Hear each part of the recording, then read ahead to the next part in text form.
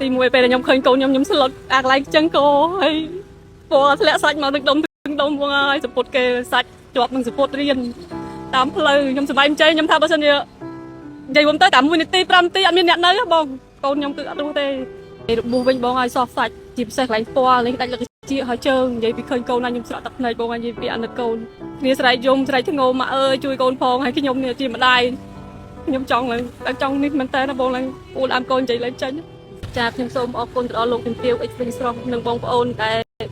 ជួយឧបត្ថម្ភថវិកាព្យាបាលកូនរបស់នាងខ្ញុំសូមជូនពរឲ្យគាត់មានសុខភាពល្អរកស៊ីមានបានសូមអរគុណនិយាយទៅបងឡើងកូនខ្ញុំគាត់ទៅរៀនហើយរដងខ្ញុំជិះម៉ូតូជូនគាត់ទៅរៀនជូនទៅជូនមកប៉ុន្តែដល់ពេលហើយថ្ងៃហ្នឹងខ្ញុំមកឡើងធ្វើការខ្ញុំប្រហោយការងារខ្ញុំក៏កូនខ្ញុំនាំគ្នាពីអ្នកបងប្អូនហ្នឹងបដើគ្នាដើរមកទៅក៏ប៉ះជួបនឹងឆ្កែហ្នឹងតែខ្ញុំអត់បានឃើញរូបភាពដែលឆ្កែហ្នឹងខាងកូនខ្ញុំទេខ្ញុំបានឃើញទេឮតែម្ចាស់សម្លេងម្ចាស់គេនឹងស្រែកឲ្យជួយដល់ពេលខ្ញុំឮអញ្ចឹងខ្ញុំក៏ឲ្យប្តីខ្ញុំគាត់ជិះម៉ូតូមកបានចិត្តដល់ឆ្លងអូទៅដល់កន្លែងហ្នឹងក៏ឃើញបងប្រុសម្នាក់ហ្នឹងគាត់បីកូនខ្ញុំមកដល់កូនសភាពកូនខ្ញុំដូចឃើញនៅក្នុងរូបភាពហ្នឹងចាឆ្កែហ្នឹងខំនៅក្នុងបរិវេណផ្ទះរបស់គេឬក៏យ៉ាងម៉េចបងអត់ទេបងនៅម្ដុំចំការកស៊ូផ្ទះរបស់គាត់នៅខាងក្នុងដោយឡែកពីចការកស៊ូហ្នឹងតែដោយសារតែនិយាយរួមទៅ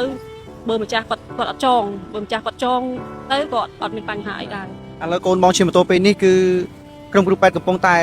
ត្រួតពិនិត្យនិងយកចិត្តដាក់ក្នុងការព្យាបាលបងចាគេខ្នះខ្នែងដែរបងគេជួយខ្ញុំដែរ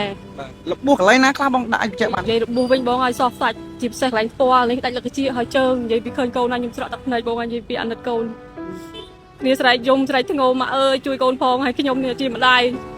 ខ្ញុំចង់នេះមែនតើបងឡើងពូលអានកូននិយាយឡើងចាញ់អាណិតកូនពេកគាត់ឈ្មោះអីយូរម៉ានទេឈ្មោះឌីដានីនអាយុ4ឆ្នាំបង4ឆ្នាំចាទៅចូលរៀននេះចូលរៀនបាន1ឆ្នាំហើយបងបានទទួលបានសរសើរឆ្នាំហ្នឹងឥឡូវជិះម៉ូតូពេលនេះម្ចាស់ឆ្កែគេមានដំណោះស្រាយជាមួយបងដែរអត់ម្ចាស់ឆ្កែហ្នឹងគាត់បានចូលខ្លួនដោះស្រាយ